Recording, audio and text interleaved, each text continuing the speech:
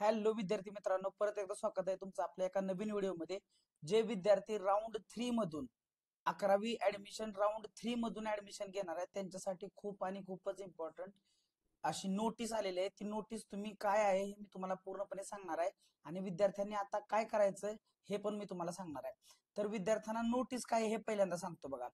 For regular round 3 म्हणजे नियमित तिसऱ्या फेरीसाठी प्रवेशाच्या तारखांमध्ये बदल करण्यात आलेला आहे. आता प्रवेश 25 जुलै 2025, आज तारीख आहे बघा 24 जुलै, उद्या आहे 25 जुलै रोजी सकाळी 10 वाजल्यापासून 26 जुलै 2025 रोजी संध्याकाळी 5:30 वाजेपर्यंत उपलब्ध असतील. ह्याचा अर्थ काय तुम्हाला समजला का? तर ह्याचा अर्थ आहे जी अलॉटमेंट आहे राऊंड 3 साठी, जी अलॉटमेंट आहे ती किती तारखेला लागणार होती बघा. अलॉटमेंट तुम्हाला 26 तारखेला सकाळी लागणार होती आणि 26 तारीख, 27 तारीख आणि 28 तारीख या तारखेला तुम्हाला ऍडमिशन करायचे होते आधी. पण आता ही जी आहे ती महाराष्ट्र शासनानं 11th ऍडमिशनची जी ऑलरेडी जी आपली वेबसाईट आहे त्याच्यावरती तुम्हाला खुलासा करून दिलेला आहे. नियमित तिसऱ्या फेरीसाठी जो रेग्युलर राऊंड 3 आहे त्याच्यामध्ये प्रवेश तारखांमध्ये बदल करण्यात आलेला आहे. ही सगळ्यांनी विद्यार्थ्यांनी नोंद घ्या. आणि आता बदललेलं वेळापत्रक काय हे मी तुम्हाला सांगतो. आता चेंज झालेलं वेळापत्रक काय आहे बघा. तर ऑलरेडी ही 1 नंबर आणि 2 नंबरची जी प्रोसिजर आहे ना ते कम्प्लीट झालेलं आहे. हे आता बघायची गरज नाही. आता बघा हे चेंज झालंय ते इथून बघा. तर बघा चेंज काय झालंय. नियमित फेरी 3 साठी अलॉटमेंटल पोर्टलवर जाहीर करणं कधी 25 जुलै 2025 सकाळी 10 वाजता. म्हणजे कदाचित तुम्हाला जी अलॉटमेंट आहे ती आज संध्याकाळी म्हणजे 24 तारखेला संध्याकाळी मिळेल किंवा अलॉटमेंट तुम्हाला सकाळी उद्या सकाळ सकाळ तुम्हाला अलॉटमेंट तिसऱ्या लिस्ट साठीची अलॉटमेंट तुम्हाला सकाळी बघायला मिळणार आहे. आणि तुम्हाला सकाळीच त्यावर तयार राहावं लागणार आहे की तुम्हाला विद्यार्थ्यांना की कॉलेजला जायचंय आजच्या आज आज म्हणजेच उद्या 25 तारखेला आणि 26 तारखेला 2च दिवसामध्ये विद्यार्थ्यांना ऍडमिशन करायचंय. तर हा जो कारभार चाललेला आहे महाराष्ट्र शासनाचा हा कितपत योग्य आहे मला तुम्ही आपल्या कॉमेंट बॉक्समध्ये सांगा. विद्यार्थ्यांचे खूप नुकसान होत आहे कारण 26, 27, 28 हे 3 दिवस विद्यार्थ्यांना ऍडमिशनला मिळणार होते आणि 30 तारखेला काय मिळणार होती, वॅकन्सी लिस्ट किती शिल्लक आहे मिळणार होती. ती वॅकन्सीची लिस्ट बघा आता किती तारखेला लागणार आहे, 27 जुलै. तर अशा प्रकारे विद्यार्थ्यांच्या हालापेष्टा होत आहेत. कारण काय होते की आता 2 दिवसात ऍडमिशन करायचं झालं तर ते एखाद्या कॉलेजला विद्यार्थी एकदम रुरल एरियामध्ये राहत असेल, त्या विद्यार्थ्यांना त्या कॉलेजला जायला तिथं जायचं कसं, ते गेल्यानंतर तिथं राहण्याची व्यवस्था, खाण्याची व्यवस्था हे जर सगळ्यांना बघायचं झालं तर विद्यार्थ्यांनी करायचं काय हा एक मोठा प्रश्न आहे. कारण सकाळी अलॉटमेंट लागल्यानंतर विद्यार्थ्यांनी एवढ्या लांब जायचं कसं. कारण आज पण विद्यार्थ्यांना कळणार नाही किंवा कदाचित आज जर संध्याकाळी कळलं तर चांगलंच आहे म्हणजे उद्याचं प्लॅन तुम्हाला आखता येतोय. पण आजचं काय आहे, आज आज जर संध्याकाळी लागलं तर ठीक आहे, पण उद्या सकाळी जर अलॉटमेंट लिस्ट लागली, उद्या सकाळी जर अलॉटमेंट लिस्ट लागली तर अलॉटमेंट लिस्ट मध्ये तुम्हाला इथं दिसणार उद्या सकाळी की हे अलॉटमेंट लिस्ट मध्ये काहीच नाही सध्या.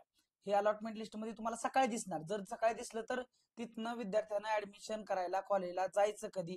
आणि ज्या विद्यार्थ्यांना ऑलरेडी सांगितलं होतं की 26 पासून ऍडमिशन तुमचं चालू होणार आहे त्यांना डॉक्युमेंट जर समजा 25 तारखेला 26 तारखेला मिळणार होते किंवा 27 तारखेला मिळणार होते, त्यांना जर डॉक्युमेंट मिळाले नाहीत टायमाला तर त्यांनी ऍडमिशन कसं करायचं, डॉक्युमेंट व्हेरिफिकेशन कॉलेजमध्ये जाऊन कसं करायचं, हा पण एक मोठा प्रश्न उभा राहिलेला आहे. तर अशा प्रकारे हा जो सगळा कारभार चाललेला आहे तो कितपत योग्य आहे हे मला तुम्ही आपल्या कमेंट बॉक्समध्ये सांगा. आणि तुम्हाला काय अडचणी असतील तर त्या मला कमेंट बॉक्समध्ये विचारा. त्याच्या पूर्ण पुरेपूर्ण मी तुम्हाला त्या अडचणी सोडवण्याचा प्रयत्न करेन. काय तुम्हाला मदत लागणार असेल, अलॉटमेंट लिस्ट कधी कशी डाउनलोड करायची, अलॉटमेंट लिस्ट डाउनलोड केल्यानंतर अलॉटमेंट कॉलेज कुठलं लागलं हे कसं कसं बघायचं हे मी तुम्हाला सगळं सांगेन. पण सगळ्यात महत्वाची गोष्ट आहे की तुम्ही उद्या सकाळी तयार राहणं गरजेचं आहे. कारण फक्त आणि फक्त 23 तारीख काल झाली, आज 24 झाली, उद्या 25ला तुमची लिस्ट लागणार. 25 आणि 26 असे 2च दिवस तुम्हाला मिळणार आहेत. तर हे अपडेट तुम्हाला द्यायची होती.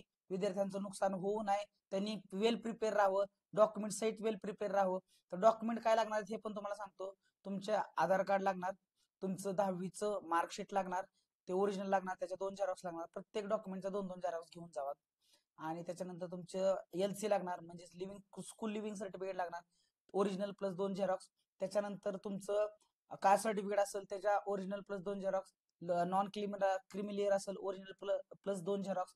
आणि तुमचे 4-5 फोटो, साधारणतः 5-6 फोटो तर तुमचे पासपोर्ट साईजचे फोटो जवळ ठेवा कारण ऍडमिशन करायला तुम्हाला ते लागणार आहेत. त्याच्यानंतर महत्वाची गोष्ट म्हणजे वडिलांचं आधार कार्ड, ओरिजिनल, त्याचे 2 झेरॉक्स हे पण घेऊन जावा. मागितलं तर द्यायला लागेल. आणि त्याच्यानंतर तुम्ही फीज जे आहे ते तुमची तिथल्या तिथं तुम्हाला भरायची आहे. आणि एवढे सगळे इम्पॉर्टंट महत्वाचे डॉक्युमेंट्स आहेत. कास्ट सर्टिफिकेट, कास्ट व्हॅलिडिटी जर लागत असेल ते पण तुम्ही घेऊन जावा संघ. म्हणजे हे फक्त कास्टवाल्या विद्यार्थ्यांसाठी आहे.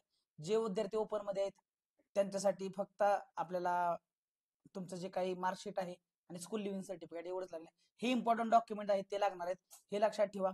आणि अशा प्रकारे आपण उद्या किंवा आज संध्याकाळी जर अलॉटमेंट लागली तर त्याच्या बाबतीत आपण तुम्हाला विद्यार्थ्यांना सूचना देण्यासाठी नवीन आपण व्हिडिओ बनवणारच आहे.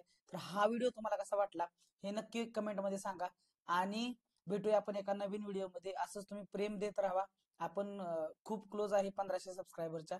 जर तुम्हाला वाटलं माहिती इम्पॉर्टंट आहे, तुम्हाला वाटलं की काहीतरी इम्पॉर्टंट माहिती मिळत आहे, तर चॅनलला सबस्क्राईब करायला विसरू नका.